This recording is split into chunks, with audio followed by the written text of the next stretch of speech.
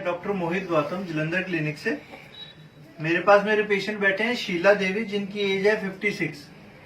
ये 3 महीने पहले मेरे पास आए थे। तो इनको जो डायबिटीज है वो 10 साल से थी और जो हाइपरटेंशन है वो रिसेंटली डिटेक्ट हुआ है।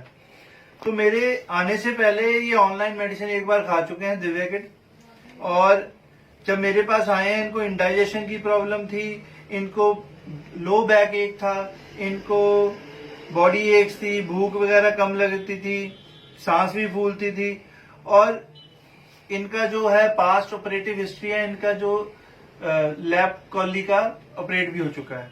तो ये जब हमारे पास आए हैं, इनको ये सारी प्रॉब्लम थी।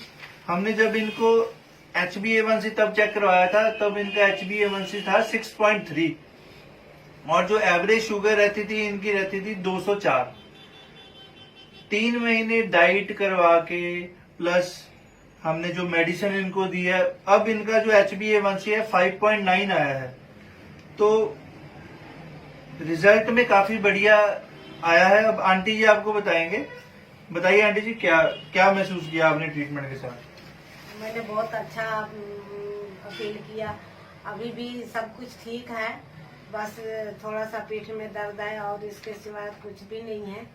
और खा पी रही हूँ, सब जगह घूम भी रही हूँ, अपना सारा काम कर लेती हूँ। पहले नौकरानी रखी थी काम करने के लिए।